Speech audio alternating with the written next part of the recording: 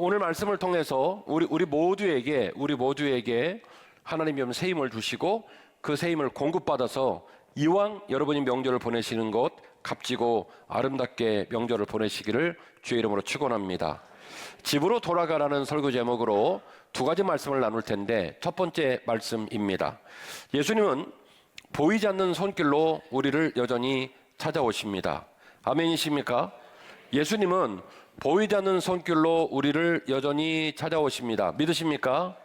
마가복음 4장 35절 말씀을 보면, 오늘 읽으신 본문은 마가복음 5장이고요. 바로 앞에 나오는 4장 35절 말씀을 보시면 주님이 이런 말을 해요. 제자들한테 우리가 저편으로 가자, 이렇게 얘기를 합니다. 제자들은 왜 거기로 가야 되는지 물어볼 수가 없어요. 스승님의 말이기 때문에 물어볼 수가 없습니다. 왜 가는지를 모릅니다. 그래서 따라가기는 합니다만은 그 안에는 여러 가지 복잡한 생각이 있겠죠. 기대도 있겠고 불만도 있겠고. 제가 우리 사랑하는 장로님들한테 장로님들 베트남 갑시다 이러면 아멘 하고 따라 나서면 좋은데, 목사님 베트남 가서 얼마나 멋진 일을 할까 기대를 하는 경우도 있겠고, 바빠 죽겠는데 베트남을 또 왜 간대. 서울은 마이너스 10도고 거기는 플러스 35도면 45도 차이인데 가서 뒤질 수가 있는데 거기를 왜 간대, 뭐 이럴 수도 있겠죠. 예수님께서 우리가 저편으로 가자, 오늘 본문의 말씀 바로 앞장이에요. 그렇게 얘기를 하시니까 제자들이 아무 말도 못하고 배에 올라탑니다. 그런데 여기서 가자라고 말씀하신 맞은편 해안가에 거라사라는 동네가 있고요. 그 동네는 어디에 소속되어 있냐면 데가볼리라고 하는 도시에 소속이 돼 있어요. 이 데가볼리는요, 이방인들이 무지하게, 이 로마의 영향을 받은 이방인들이 무지하게 모여 살던 장소예요. 이방인의 땅이에요. 좋을 걸 못 봐요. 그리고 원래 예수님이 복음을 증거할 때 1순위로 특정된 전도 대상자가 아닙니다. 물론 예수님의 사역이 쭉 빌드업을 해나가면서 후에는 이방인에게까지 복음이 확산되는 형태로 전개가 됩니다만은, 그러나 예수님의 복음 사역의 첫 번째 제1 독자요 제1 대상자는 누구냐면 동족, 유대인이었단 말이죠. 배를 타고 맞은편으로 가자고 얘기를 하니까 이 제자들은 생각이 많은 거예요. 집을 지으러 가시나, 학교를 세우러 가시나, 아니면 거점을 지정해가지고 7개 거점, 10개 거점을 순방하면서 집회를 하러 가시나, 뭐 여러 가지 생각이 있겠죠. 왜냐하면 왜 가는지 말씀을 안 해주시고 그냥 가자라고 얘기를 하시는 거죠. 그래서 진짜로 갔어요. 마가복음 5장 21절 말씀 보니까 예수님이 제자들을 데리고 맞은편 거라사 지역으로 왜 갔는지에 대한 결과물이 나옵니다. 갔더니요, 이름은 알 수 없는 한 귀신 들린 자가 난리를 치고 있는 거예요. 이 사람을 무덤에다가 옮겨다 놓고도 마을 사람들이 불안해가지고 쫓아와가지고 땅에다가 말뚝을 박고, 그리고 착고를 채워서 이 손과 발에다 착고를 채우고 몸을 쇠사랑으로 막 똘똘똘 말아 놔둬요. 이거를 일각에 그냥 다 깨버리는 거예요. 왜 그러냐면 이 사람이 귀신 들리긴 들렸는데 보통 귀신 들린 게 아니라 군대 귀신에 들린 거예요. 레기온. 이 로마의 군대 단위인데 무지막지에 많은 숫자입니다. 이 군대 귀신이 들려 있다 보니까 이 사람이 살아있다고 하나 살은 것도 아니고 죽은 것도 아니고 정말 좀비와 진비 없는 이상한 존재가 되고 만 거예요. 그래서 옷을 다 찢고 몸을 쇠사랑으로 묶어놓으면 막 깨버리고, 그리고 잠을 자지 못하고 밤낮으로 무덤과 무덤 사이에서 고성을 지르고, 그리고 짱돌을 들어서 자기 몸을 자해를 하는 이런 인간이 있는 거예요. 그 인간을 만나러 가신 거예요. 만나러 가서 주님이요, 말 한마디로 군대 귀신을 어디로 보냅니까? 돼지떼로 보내가지고 이 귀신 들린 사람을 치료해 줍니다. 치료를 딱 하자마자 주님이 뭐라고 하냐면 다시 가자 이러시는 거예요. 다시 가자. 그러니까 제자들은 이 4장과 5장 사건을 통해서 주님께서 이 바다를 넘어서 오신 이유를 정확하게 아는 거죠. 도지사를 만나러 온 것도 아닙니다. 집회를 10곳 다니려고 온 것도 아니고, 집을 지으러 온 것도 아니고, 선교센터를 지으러 온 것도 아닙니다. 오직 이름을 알 수 없는 한 병자를 만나기 위하여 주님이 여기를 넘어왔다는 거예요. 그런데 댁에 가셔서 선행구절인 4장을 읽어보시면 참 재밌는 얘기 나옵니다. 예수님께서 이 갈릴리 바다를 넘어올 때 풍랑을 만나가지고요, 예수님하고 제자들이 다 죽을 뻔해요. 갈릴리 바다는요, 가장 깊은 곳은 40m가 넘습니다. 그리고 폭이 12m, 이렇게 위쪽이 넓고 밑에가 좁은데, 좁은 곳은 죄송해요. 제가 막 12m면 점프해서 뛸 수 있겠다, 그죠? 밑에가 8km, 긴 쪽이 12km입니다. 그리고 위아래로 23km 정도 되는 호수긴 하지만 무지하게 큰 호수예요. 이 호수를 왼쪽에서 오른쪽으로 넘어가는데 키로수로 몇 킬로라고요? 직선거리로 약 12km 정도 되는 데를 배를 타고 넘어가게 되는데, 이게 넘어가다가 광풍을 만나가지고 예수님하고 제자들이 다 죽을 뻔했어요. 그러니까 제자들이 얼마나 많은 생각을 했을까요? 얼마나 중요한 일이길래, 얼마나 중요한 사명이기에, 얼마나 어마어마한 일이기에 우리 스승님은 우리를 데리고 저 맞은편으로 갈까? 얼마나 중요한 인물이길래 그런 대가를 치르고 주님은 이 사람을 만나러 가셨을까요? 마가복음 5장 2절 이하의 본문입니다. 배에서 나오심에 곧 더러운 귀신 들린 사람이 무덤의 사이에서 나와서 예수를 만났다. 그 사람은 무덤 사이에 거처를 하였는데 이제는 아무나 쇠사슬로도 맬 수도 없게 되었고, 그 이유는 여러 번 고랑과 쇠사슬에 매어 있는데도 쇠사슬을 끊고 고랑을 깨뜨렸기 때문이다. 아무도 그를 제어할 힘이 없었다. 그는 밤낮 소리를 지르며 무덤 사이에서 산에서 소리를 지르며 돌로 자기 몸을 해치고 있었다. 이게 이 사람 정체예요. 별 볼 일 있다 없다? 별 볼 일 없다. 부모님 얘기도 안 나와요. 집안 얘기도 안 나와요. 이름도 몰라요. 근데 이 사람의 당한 형편은 느껴져요. 정말로 힘든 거예요. 이 사람은요, 집이 아니라 무덤에 살고 있습니다. 집이 없냐? 있어요. 어머니 아버지 없냐? 있어요. 누나 동생 없냐? 있어요. 그런데 집이 있는데 지금 어디 살고 있냐면 무덤 살고 있어요. 왜냐? 어머니 아버지도 이 사람을 감당을 못해요. 가족도 감당을 못해요. 마을도 감당을 못해요. 오죽 어려웠으면 무덤 사이에다가 가둬놨겠습니까? 멀쩡하게 내 집이 있고 멀쩡하게 내 가족이 있는데 나는 가족의 품으로 돌아가지를 못해요. 그는 그의 몸에 일어나고 있는 이상한 일을 감당할 수 없어서 너무나 자기 몸을 상하게 하고 이웃들을 힘들게 하니까 이웃들이 어떻게든지 이 사람을 제압을 하려고 쇠사슬로 물고 착고로 차는데 그걸 다 끊어버려요. 그렇게 하고 있는 자기 모습을 볼 때 기분 좋았겠어요? 죽고 싶었겠어요? 죽고 싶었겠죠. 그리고 그 슬픔과 그 괴로움이 얼마나 지나쳤는지 돌을 들어서 자기 몸을 자해를 하고 있는 거예요. 날마다 그 짓을 하고 있는 거예요. 여기서 우리는 중요한 깨달음을 가져야 됩니다. 주님은 여전히 우리를 찾아오십니다. 그곳에 있는 우리가 그렇게 절망하고 있다 할지라도 주님께서 폭풍우를 뚫고 우리를 찾아오신다는 것을 기억하시고 여러분 용기를 내십시오. 위로를 받으시기를 바랍니다. 그러므로 기억하십시오. 예수님을 만나면 삶이 회복됩니다. 우리의 신앙의 소망과 확신이 바로 이것이어야 할 줄로 믿습니다. 오늘 본문 말씀 15절이죠. 그들이 예수께 와서 귀신 들렸던 자, 곧 군대 귀신 들렸던 자가 옷을 입고 정신이 온전하여 앉은 것을 보고 두려워하거늘. 이 본문을 보고요, 참 저는 성경을 연구하는 입장에서 참 재밌게 표현했다 이런 느낌을 받았어요. 저는 여기서요, 이 귀신과 오랜 세월 신음을 했던 이 병자의 오매불망의 꿈을 읽어요. 집에 가고 싶다. 우리 엄마 보고 싶다. 우리 형 보고 싶다. 우리 아버지 얼마나 늙으셨을까?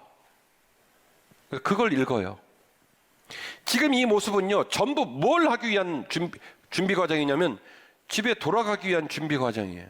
이게 안 돼가지고 버림을 받았어요. 이게 안 돼가고 동네 사람들이 여기다 다 내모은 거예요. 옷을 막 찢어요.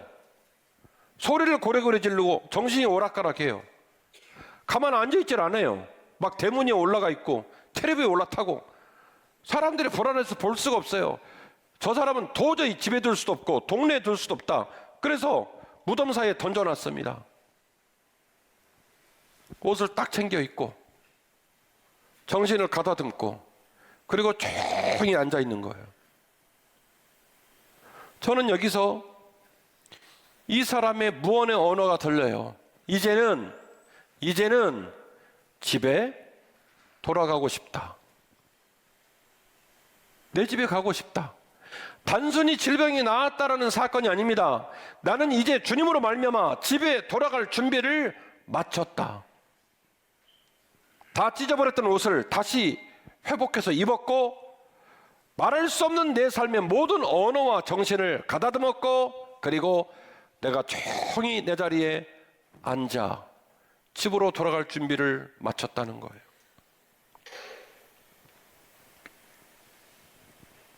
그런데 이 병자가 이 모든 준비를 마치고 주님께 뜻밖의 이야기를 합니다. 18절입니다. 예수께서 배에 오르실 때에 귀신 들렸던 사람이 함께 있기를 간구했다는 거예요. 멋있죠? 진짜 멋있어요. 선생님이 아니었다면 저는 제 병을 고치지를 못했습니다. 동네 사람 누구도 어떤 의사도 저를 도울 수 없었던 비참한 제 인생을 선생님이 살리셨습니다. 그러니 빚 갚아야죠. 제가 선생님을 따르겠습니다. 제가 선생님을 섬기겠습니다. 그래서 제자로 서원을 해요. 주님을 따르겠대요. 주님을 섬기겠대요. 멋있죠? 너무 멋있어요. 그런데 이렇게 말을 하는 병자도 멋있고요. 그 말을 들은 주님께서 땡큐! 들어와 잘했어. 야, 너 신발 정리부터 시작해. 야, 그렇지 않아도 사람 손 부족했는데 너 잘했다. 그렇게 말씀하실 것 같은데 19절 봅니다. 허락하지 아니하시고 그에게 말씀하십니다. 중요한 부분 시작. 집으로 돌아가라. 집으로 돌아가라. 주님께서 이 병자의 마음을 읽으신 거예요.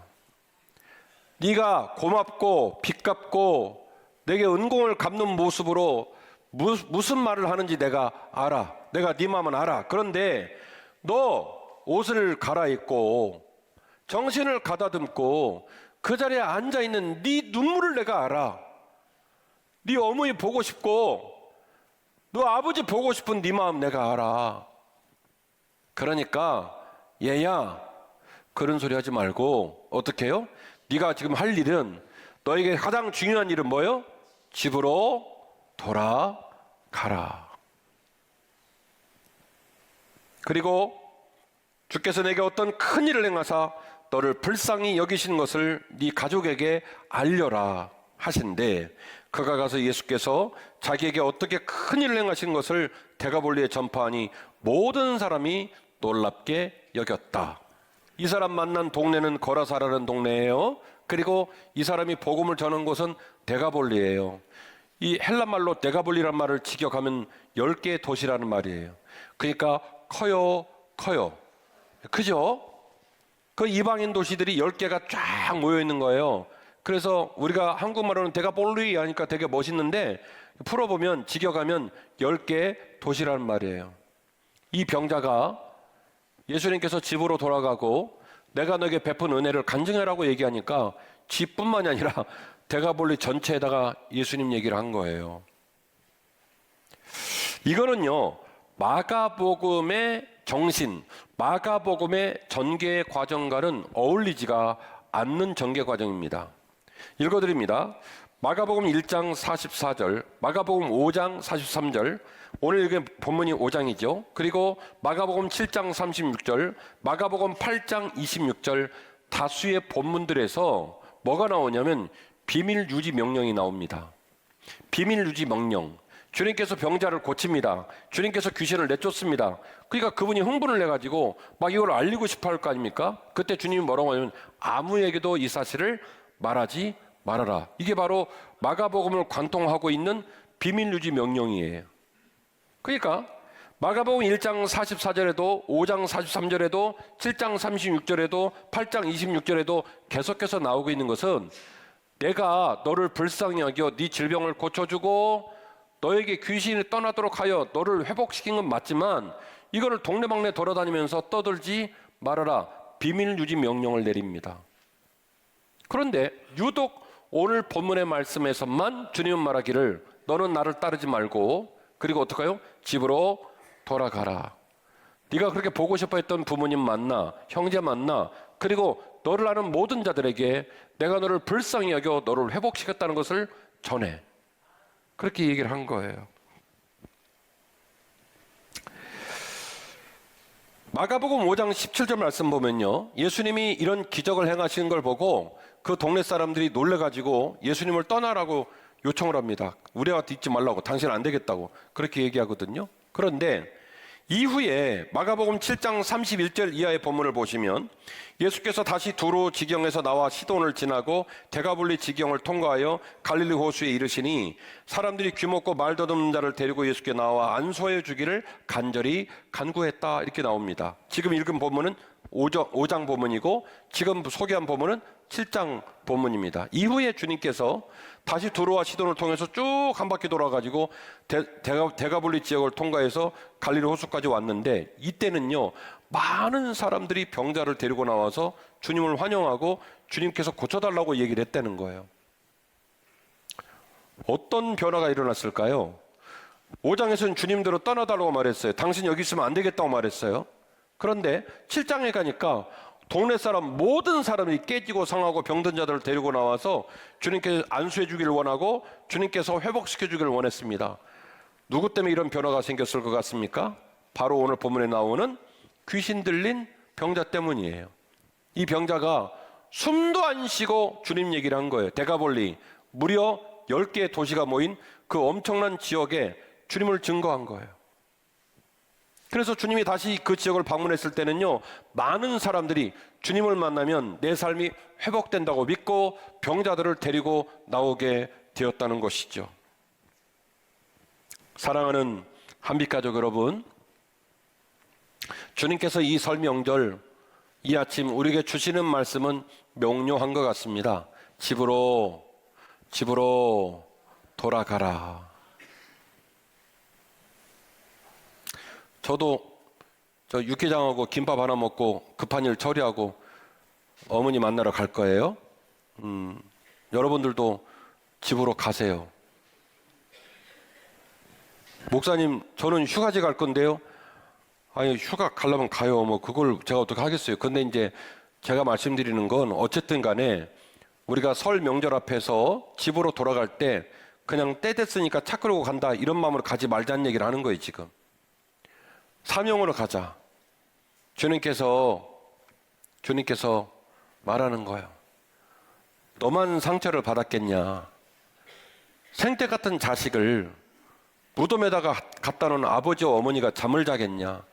형제가 편하겠냐. 그리고 그렇게 그리워하는 어머니 아버지 못 봐서 너 그렇게 애달파 했잖아. 이제 내가 너를 회복시켰으니 여전히 많은 남은 문제들이 있지만은 너희 아버지와 어머니와 형제들이 있는 어디로 가라? 집으로 돌아가라. 사랑하는 한빛가족 여러분, 우리 개인의 삶도 우리 가정도 우리 가족과 친척들이 있는 자리도 여전히 깨지고 상하고 어려운 난맥이 많습니다. 그것만 보고 가시면 여러분 죽으러 가는 거예요. 그러니까 그거 보지 마시고 주님께서 따뜻한 논조로 얘야 이제 여기 있지 말고 여기서 옷 다 찢어버리고 돌로 네 몸 상하고 피 질질 흘리고 그렇게 있지 말고 집으로 돌아가라고 말씀하신 그 주님의 따뜻하신 명령을 가슴에 품고 집으로 돌아가시기를 바랍니다. 가서 연세 많으신 부모님 한번 꼭 안아드리시고 어머니 힘내세요. 아버지 건강하셔야 돼요. 그렇게 하고 조카들 다 또 일부러 세배시키고 빳빳한 세뱃돈 주고 외삼촌이 너 사랑한다. 큰아버지가 너 사랑한다. 격려해주고 식사를 하며 커피를 마시며 그래도 우리가 하나님 은혜 가운데 여기까지 오지 않았냐. 하나님이 붙드셔서 우리가 여기 있지 않냐. 믿음으로 살면서 남은 문제들도 풀고 이겨내자. 제안하고 격려하고 손 내미는 우리 한빛가족 모두가 되기를 원합니다. 그러면 하늘에 계신 하나님께서 여러분의 모습을 제일 기뻐하실 거예요. 김 목사, 너 참 괜찮다. 이 장로 고마워. 최 권사 멋져. 주님이 그러실 것 같아요. 명절이 달력에 나오고 빨간색이 되면 삶이 행복해집니까? 아니라니까요. 뒤지게 싸우고 미워하고 갈등하고 명절만 되면 삶이 더 괴로워지는 거예요. 멀쩡했던 부부가 서로 싸우고. 서로 인사합시다. 옆 사람들 인사하면서 절대로 부부끼리 조심하십시다. 가족끼리 조심하십시다. 사랑해 줍시다. 회복시킵시다. 평안하십시다. 얼른 하시죠. 얼른. 옆 사람, 앞 사람, 뒷 사람 조심합시다. 말 함부로 하지 맙시다. 격려합시다. 아멘이시죠? 우리 남자분들, 내가 당신 만나서 내 인생이 이 꼴 됐다. 그런 소리 하기만 해보세요. 아주 그냥. 여자분들, 내가 그 오빠랑 결혼했어야 되는데 내가 너 만나서 내 인생이 이렇게 됐다. 그런 의미 없는 소리 허덜덜 말고요. 왜 똑같은 말도 그렇게 밥맛 없는 말을 해서 상대방 속을 후벼 파냔 말이에요. 에? 이왕이면 따뜻하고 덕스럽게 기독교인답게 하나님의 은혜를 힘입어서 명절 잘 보내고 돌아오시는 저와 여러분 되시기를 바랍니다.